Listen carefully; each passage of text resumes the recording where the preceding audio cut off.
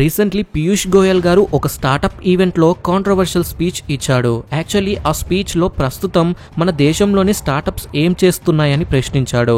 అలా అతను ఈ స్టార్టప్స్ అన్ని ఫుడ్ డెలివరీ యాప్స్ పై ఫోకస్ చేస్తున్నాయని, అన్ఎంప్లాయిడ్ యూత్ ని చీప్ లేబర్ గా మారుస్తున్నాయని అన్నాడు. యాక్చువల్లీ ఇలా అనడం వెనకతల కారణం అసలు ఇండియన్ స్టార్టప్స్ ఎలా వెళ్తున్నాయని గుర్తు చేయడం కోసం మాత్రమే.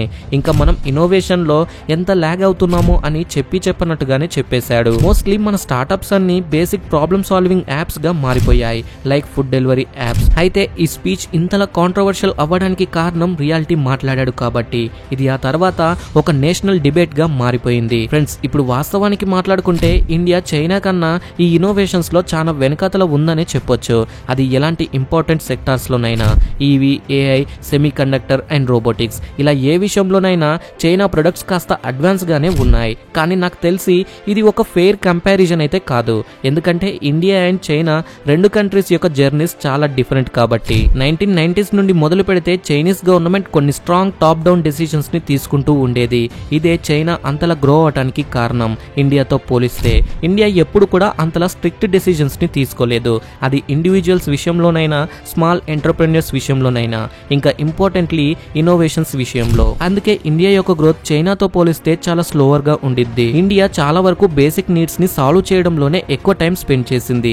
ఇప్పటి వరకు ఇదంతా ఓకే, కానీ ఇప్పుడు ఇండియా యొక్క ఎయిమ్ నెక్స్ట్ 25 years లో డెవలప్డ్ నేషన్ గా మారాలి అని. అండ్ ఆల్రెడీ ఈ పనులు చేయటం ఎప్పుడో ప్రారంభించింది. లాస్ట్ 10 years గా చూస్తే మనం ఆల్రెడీ ఒక గ్రేట్ ప్రోగ్రెస్ ని నోటీస్ చేశాం.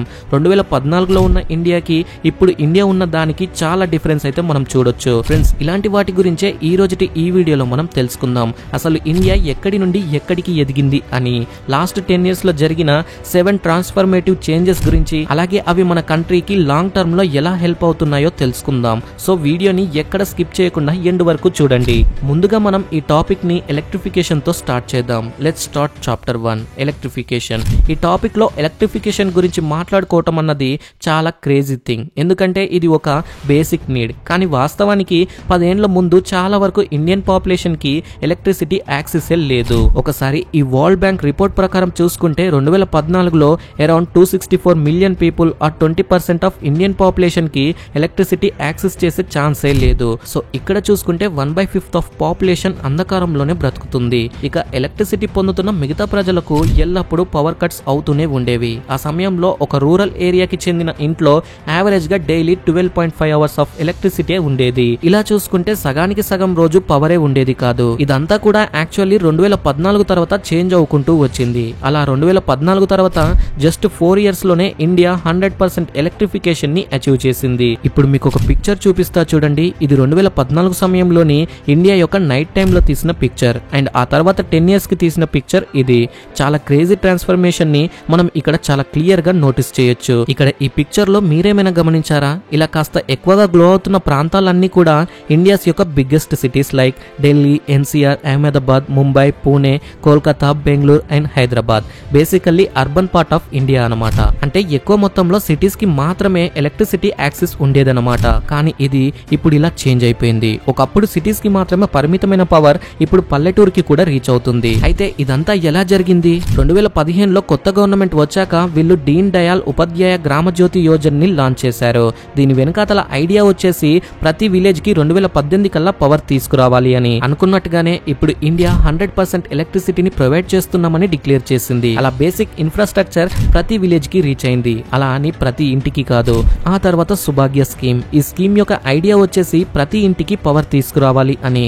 ఈ స్కీమ్ కింద జస్ట్ 3 years లోనే 28 million పీపుల్ కి పవర్ కనెక్షన్స్ లభించాయి. ఇంతేకాక ఇప్పుడు ఇంకా పవర్ సప్లై యొక్క కన్సిస్టెన్సీ కూడా పెరిగింది. 2014లో యావరేజ్ గా 12.5 hours సప్లై ఉంటే అది కాస్త 2024 కి వచ్చేలోపు ఇన్సేన్ గా 22.6 hours కి రీచ్ అయ్యింది. ఈ కన్సిస్టెంట్ ఎలక్ట్రిసిటీ సప్లై ఫార్మర్స్ కి, అలాగే చిన్న చిన్న వ్యాపారవేత్తలకు వాళ్ళ ఫ్యాక్టరీస్ ని ఎక్కువ గంటల పాటు నడపడానికి హెల్ప్ అయ్యింది. ఇలా ఓవరాల్ గా ప్రొడక్టివిటీ కూడా ఇంక్రీజ్ అవుతూ వచ్చింది. ఇలా జరిగిన ఈ ట్రాన్స్ఫర్మేషన్ ఇంత ముందు రూరల్ అండ్ అర్బన్ ఏరియాస్ మధ్య ఉన్న గ్యాప్ ని ఫుల్ఫిల్ చేసింది. అలా ఇండియన్ మోడర్న్ ఎకానమీకి ఇది ఒక మొదటి అడుగుగా పడింది. ఇక సెకండ్ ట్రాన్స్ఫర్మేషన్ గురించి మాట్లాడుకుంటే 10 ఏళ్ల ముందు అసలు ఆలోచించని విధంగా ఉండే ఇండియాస్ డేటా పవర్ హౌస్. ఇవాళ చూసుకుంటే ఇండియాలో చాలా చీపెస్ట్ మొబైల్ డేటా లభిస్తుంది. అండ్ యావరేజ్ గా ఇవాళ ఒక ఇండియన్ యూస్ చేసేంత డేటా డెవలప్డ్ కంట్రీస్ వాళ్ళు కూడా యూస్ చేయట్లేదు. అంతేకాదు అంతేకాక ఇంటర్నెట్ స్పీడ్ విషయంలో కూడా ఇండియా లీడింగ్ కంట్రీస్ లో ఒకటిగా ఉంది. కానీ 2014 గురించి మాట్లాడుకుంటే అరౌండ్ 250 మిలియన్ పీపుల్ యూజర్స్ ఉన్న దాంట్లో 5గురిలో ఒక్కరికి మాత్రమే ఇంటర్నెట్ యాక్సెస్ ఉండేది. ఇంకా అదే కాక వాళ్ళలోనే చాలా స్లో ఇంటర్నెట్ ఉన్న దేశాల్లో ఇండియా కూడా ఉండేది. ఒకసారి ఇది చూడండి, 2014లో యావరేజ్ మొబైల్ డేటా స్పీడ్ వచ్చేసి అరౌండ్ 1.3 MBBS. కానీ చైనా విషయంలో చూసుకుంటే చైనా దగ్గర 3.4 MBBS స్పీడ్, యుఎస్ దగ్గర 6.5 MBBS స్పీడ్ అండ్ సింగపూర్ దగ్గర 30 MBBS స్పీడ్. ఈ స్లో స్పీడ్ ఇంటర్నెట్ కారణంగా కన్జంప్షన్ కూడా అలాగే ఉండేది. Like India 18 MB per month, China 126 MB per month, USA 1.8 GB per month. అయితే ఇక్కడ లాస్ట్ 10 years లో చూసుకుంటే ఇండియాలో మాత్రం ఈ సెక్టార్ లో చాలా ట్రాన్స్ఫర్మేషన్ అయితే అయ్యిందని చెప్పొచ్చు. ఇప్పుడు ఇండియా హైయెస్ట్ డేటాని కన్జ్యూమ్ చేస్తుంది అండ్ అలాగే ఇంటర్నెట్ స్పీడ్ కూడా చాలా వరకు పెరిగింది. ఇంకా దీంతో పాటు ఈ డేటా ప్రైజెస్ ప్రపంచవ్యాప్తంగా చూసుకుంటే ఇండియాలో చాలా లోయెస్ట్ కాస్ట్ లో లభిస్తున్నాయి. 2014లో 1 GB mobile data around 200 to 300 rupees గా ఉండేది. కానీ ఇవాళ చూసుకుంటే just 10 to 15 rupees K 1 GB data వస్తుంది. లాస్ట్ 10 years లో డ్రాస్టిక్ ట్రాన్స్ఫర్మేషన్ అయిన వాటిల్లో ఇది ఒకటి. ఇంకా ఈ కారణం చేతే ఇవాళ ఇండియాలో 971 మిలియన్ ఇంటర్నెట్ యూజర్స్ పెరిగిపోయారు. 2014తో పోలిస్తే అప్పుడు జస్ట్ 250 మిలియన్ పీపుల్ యూజర్సే ఉండేవారు. ఒకసారి ఇది ఆలోచించి చూడండి, ఇప్పుడు మనం ఉన్న ఈ డిజిటల్ గ్లోబల్ ఎకానమీలో ఆల్మోస్ట్ 1 బిలియన్ ఇండియన్స్ కి హైయెస్ట్ స్పీడ్ ఇంటర్నెట్ యాక్సెస్ ఉంది. మీకు తెలిసిందే ఇది ఎంత పవర్ఫుల్ అని. ఇప్పుడు ఈ బిలియన్ యూజర్సే లోకల్ బిజినెసెస్ కి స్ట్రాంగ్ కస్టమర్ బేస్ గా మారేది. అండ్ ప్రజలు ఇంటర్నెట్ తో కనెక్ట్ అవడం వల్ల గవర్నమెంట్ వెల్ఫేర్ ప్రోగ్రామ్స్ వాళ్ళకి ఈజీగా రీచ్ అవుతున్నాయి. ఒకసారి రాజీవ్ గాంధీ గారు చెప్పిన ఒక విషయంలో అతను గవర్నమెంట్ ఈ వెల్ఫేర్స్ అండ్ పావర్టీ ఎలివేషన్స్ కి స్పెండ్ చేసే ప్రతి ఒక్క రూపాయిలో కేవలం 15 పైసానే రీచ్ అవుతుంది అని చెప్పారు. కానీ ఇప్పుడు చూసుకుంటే గవర్నమెంట్ డైరెక్ట్ గా ప్రజలకు రీచ్ అవుతుంది ఈ ఇంటర్నెట్ హెల్ప్ తో. ఇలా చాలా వరకు మనీ సేవ్ అవుతుంది. ఇక థర్డ్ ట్రాన్స్ఫర్మేషన్ విషయానికి వస్తే డిజిటల్ పేమెంట్స్. లాస్ట్ 10 years లో మన కళ్ళ ముందు జరిగిన వాటిల్లో అండ్ మనం ఇవాళ ఎంతగానో యూజ్ చేస్తున్న వాటిల్లో ఈ డిజిటల్ పేమెంట్స్ ఎంతగానో చేంజ్ తీసుకువచ్చాయి. చిన్న టీ సెల్లర్స్ దగ్గర నుండి మొదలు పెడితే పెద్ద పెద్ద షాప్స్ వరకు ప్రతి ఒక్కరు డిజిటల్ యూపీఐ పేమెంట్స్ ని యూజ్ చేస్తున్నారు. ఏముంది, జస్ట్ క్యూఆర్ కోడ్ స్కాన్ చేయడం, సింపుల్ గా పేమెంట్ చేయడం. ఇక 2024లో చూసుకుంటే 130 బిలియన్ రియల్ టైమ్ ట్రాన్సాక్షన్స్ జరిగాయి. మిగతా టాప్ 9 కంట్రీస్ తో పోలిస్తే ఇండియాలోనే ఎక్కువ ట్రాన్సాక్షన్స్ అవుతున్నాయి. ఇలా ఎందుకని ఇండియా ఈ డిజిటల్ పేమెంట్స్ లో చాలా ముందంజలో ఉందో తెలుసా? మిగతా కంట్రీస్ తో పోలిస్తే అక్కడ ప్రైవేట్ బిజినెస్ ప్లేయర్స్ మాత్రమే డిజిటల్ పేమెంట్స్ ని ఇంట్రడ్యూస్ చేశారు. కానీ ఇండియా విషయానికి వస్తే ఇక్కడ నేరుగా గవర్నమెంటే ఇంట్రడ్యూస్ చేసింది. ఇలా చేసినందుకు గాను లాస్ట్ 10 years లో దీనిపై ఎంతో మంది ప్రముఖులు ప్రశంసలు కురిపించారు.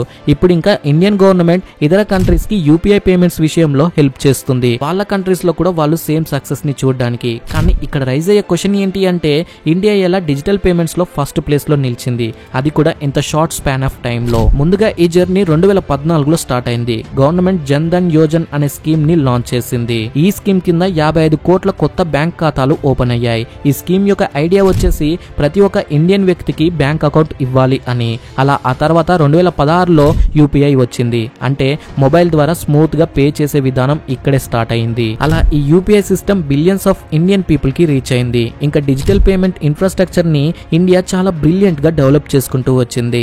ఇంత ముందు రోజుల్లో ఏ వ్యాపారమైనా అది చిన్నది కానీ పెద్దది కానీ అంతా కూడా క్యాష్ రూపంలోనే ఆపరేట్ అయ్యేది. సో కొన్ని బిజినెసెస్ బల్క్ అమౌంట్ ఆఫ్ మనీతో ఆపరేట్ అయ్యేవి. సో వాటిని చెక్స్ రూపంలో బ్యాంక్స్ లో వేస్తే అవి మన బ్యాంక్స్ లో రిఫ్లెక్ట్ అవ్వడానికి కొన్ని డేస్ గడిచేది. కానీ ఇవాళ చూసుకుంటే ప్రతి బిజినెస్ దగ్గర క్యూఆర్ కోడ్ వచ్చేసాయి. స్కాన్ చేసి పేమెంట్ చెయ్యి అని అంటున్నారు. ఇక్కడ మంచి విషయం ఏంటి అంటే ఆ మనీ విత్ ఇన్ సెకండ్స్ లోనే మన బ్యాంక్ అకౌంట్స్ లోకి రిఫ్లెక్ట్ అవుతున్నాయి. ఇదంతా జరగడానికి మరో మేజర్ రీజన్ వచ్చేసి ప్రస్తుతం ఇండియాలో ఉన్న ఇంటర్నెట్ స్పీడ్ అండ్ యాక్సెసిబిలిటీ. ఇదే ఆ తర్వాత number of startups and unicorns ని రైజ్ అయ్యేలా చేసింది. 2014లో చూసుకుంటే ఇండియా దగ్గర కేవలం 350 స్టార్ట్అప్సే ఉన్నాయి. అది కూడా ఈ స్టార్ట్అప్స్ అన్ని cities like Bengaluru, Mumbai and Delhi లాంటి సిటీస్ లోనే ఉండేవి. కానీ లాస్ట్ 10 years లో చూసుకుంటే ఈ 350 స్టార్ట్అప్స్ కాస్త 1.6 lakh కి రీచ్ అయ్యాయి. ఆల్మోస్ట్ 450 టైమ్స్ గ్రోత్ అనమాట. అండ్ దీంతో పాటు ఇవాళ స్టార్ట్అప్స్ అన్ని ప్రతి పార్ట్ ఆఫ్ కంట్రీలో ఆపరేట్ అవుతున్నాయి. ఇండియన్ సక్సెస్ రిపోర్ట్ ప్రకారం 2024లో ఈ స్టార్ట్అప్స్ అన్ని టోటల్ 806 ఇండియన్ డిస్ట్రిక్ట్స్ ఉంటే అందులో అరౌండ్ 670 డిస్ట్రిక్ట్స్ లో ఆపరేట్ అవుతున్నాయి. అండ్ ఇక్కడ 50% of startups Tier 2 and Tier 3 cities లో ఆపరేట్ అవుతున్నాయి. ఇక నెక్స్ట్ యూనికార్న్స్ గురించి మాట్లాడుకుంటే 2014 వరకు ఇండియాలో జస్ట్ 3 యూనికార్న్సే ఉన్నాయి. మళ్ళీ అందులో 2 ఫారెన్ క్లయింట్స్ ని టార్గెట్ చేస్తూ ఉండేవి. అలా ఫ్లిప్కార్ట్ ఒకటే 2 ఇండియన్ యూనికార్న్ అని చెప్పొచ్చు. కానీ ఇప్పుడు చూసుకుంటే ఈ సినారియో మొత్తం చేంజ్ అయిపోయింది. ఇవాళ ఇండియాలో 118 యూనికార్న్స్ ఉన్నాయి. అది కూడా యుఎస్ అండ్ చైనా తర్వాత మనం థర్డ్ ప్లేస్ లో ఉన్నాం. ఈ యూనికార్న్స్ అన్ని కూడా ఇండియన్ కస్టమర్స్ కి సర్వీసెస్ చేస్తూ యూనికార్న్స్ గా సర్వైవ్ అవుతున్నాయి. ఒకప్పుడు ఇండియన్స్ డిజిటల్ పేమెంట్స్ చేయలేరు అనే బిలీఫ్ ఇప్పుడు కంప్లీట్లీ చేంజ్ అయిపోయింది. ఇవాళ చూసుకుంటే స్టార్ట్అప్స్ లైక్ మెన్సా బ్రాండ్స్ ఇలాంటి ఒక స్టార్ట్అప్ జస్ట్ 6 months లోనే యూనికార్న్ స్టార్ట్అప్ ని అచీవ్ చేసింది. దీని తర్వాత జెప్టో డార్క్ స్టోర్స్ తో స్టార్ట్ అయి క్విక్ కామర్స్ ని చేంజ్ చేస్తూ మరెన్నో కంపెనీస్ కి ఇన్స్పైర్ గా నిలిచింది. ఇంకా hardware startups like India forge ఇది మిలిటరీ అండ్ ఇండస్ట్రియల్ డ్రోన్స్ ని 20+ కంట్రీస్ కి ఎక్స్పోర్ట్ చేస్తుంది. ఇవి కొన్ని ఎగ్జాంపుల్స్ మాత్రమే, ఇలాంటివి ఇంకా మరెన్నో ఉన్నాయి. ఇవాళ చూసుకుంటే ఇండియాలో మోస్ట్ కటింగ్ ఎడ్జ్ స్టార్ట్అప్స్ ఉన్నాయి. Sectors like nano technology, fusion energy, space and satellite and robotics ఇలా ఇవాళ హైలీ టెక్నాలజికల్ సెక్టార్స్ లో కూడా ఇండియా ముందంజలోనే ఉంది. ఇవన్నీ జరగడానికి ఆఫ్ కోర్స్ మెయిన్ రీజన్ వచ్చేసి చాలా వరకు ఇండియన్ ఎకోసిస్టమ్ గ్రో అవ్వడమే.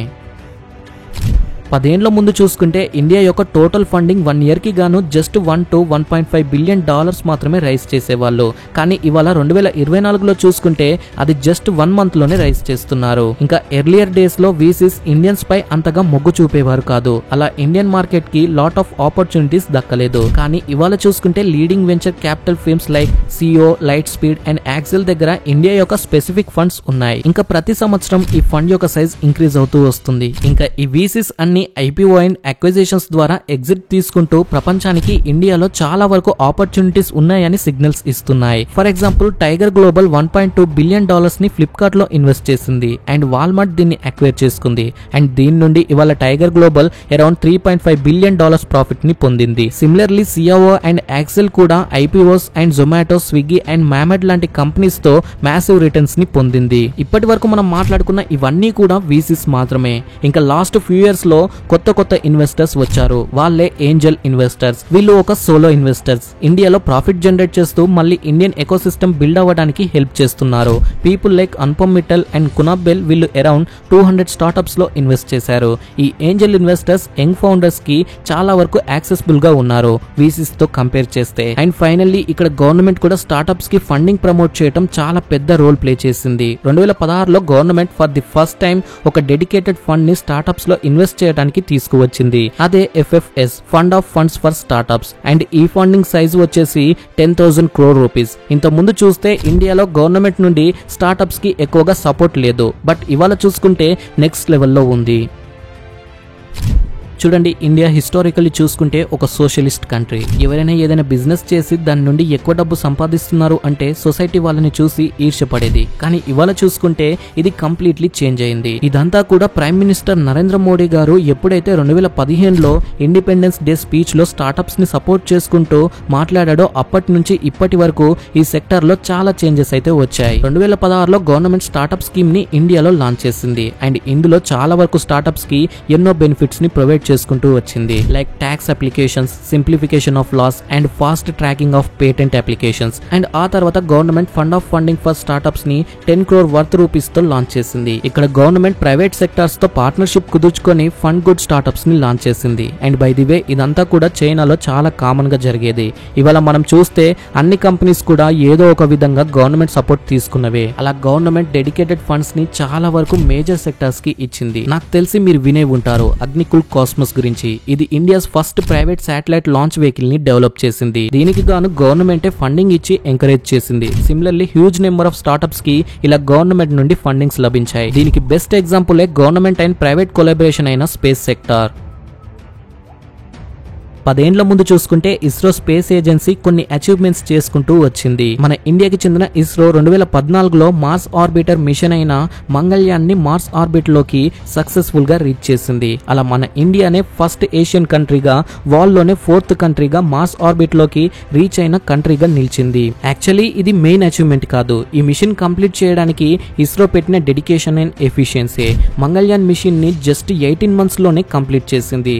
అది కూడా ఓన్లీ $74 million తో. దీన్ని మనం నాసా యొక్క మ్యావెన్ తో కంపేర్ చేసి చూస్తే ఏదైతే సేమ్ మార్స్ కి వెళ్ళిందో ఆ మిషన్ కంప్లీట్ చేయడానికి 5 years తీసుకున్నారు. ఇంకా $651 million ఖర్చు పెట్టారు.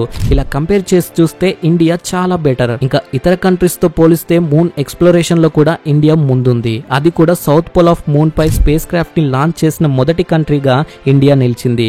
ఎక్కడైతే మనోళ్ళు వాటర్ ఉంది అని నమ్ముతున్నారో ఆ ప్లేస్ లో. ఇలా ఈ 2 మిషన్స్ తో ఇస్రో ఇండియన్స్ యొక్క సత్తా ఏంటో చూపించింది. ఇప్పుడు ఇంకా ఇస్రో యంగ్ స్టార్టప్స్ కి most of the challenging parts లో ఎలా డిఫెండ్ చేసుకోవాలో అని హెల్ప్ చేస్తుంది. ఇంకా నెక్స్ట్ 10 years లో ఇండియాకి కొన్ని అంబిషియస్ స్పేస్ ప్రోగ్రామ్ ప్లాన్స్ ఉన్నాయి. 2026లో ఇండియా గగన్యాన్ని లాంచ్ చేయాలి అని చూస్తుంది. ఏదైతే India's first man space machine 2035 లోపు ఇస్రో వాళ్ళకి ఒక ఓన్ స్పేస్ స్టేషన్ ని సెటప్ చేయాలి అని చూస్తుంది. ఇలా చేస్తే ఇండియా 4th ప్లేస్ లో ఉండిద్ది. యుఎస్, రష్యా అండ్ చైనా తర్వాత ఒక సొంత స్పేస్ స్టేషన్ కలిగి ఉన్న వాటిల్లో. అండ్ ఫైనల్లీ ఇండియా 2040 కల్లా మూన్ పైకి ఇండియన్స్ ని సెండ్ చేయాలి అని చూస్తుంది. అలా యుఎస్, చైనా అండ్ రష్యాతో రేస్ లో జాయిన్ అయింది. ఫ్రెండ్స్, నాకు తెలిసి స్పేస్ సెక్టర్ ఇంతలా డెవలప్ అవడానికి కారణం మేజర్ రీజన్ వచ్చేసి ఇస్రో అండ్ మరొకటి వచ్చేసి గవర్నమెంట్ సపోర్ట్ కూడా. ఓకే ఫ్రెండ్స్, ఈ వీడియోకి ఇంతే. గైస్, ఈ లాస్ట్ 10 years లో మీరు గమనించిన మేజర్ డెవలప్మెంట్ ఏంటి? నాకు తెలిసి ఈ 7 డెవలప్మెంట్స్ ఇండియాకి అయితే చాలా హెల్ప్ అయ్యాయి. ఇంకా ఇలా ఏ సెక్టర్ లో డెవలప్ అవుతే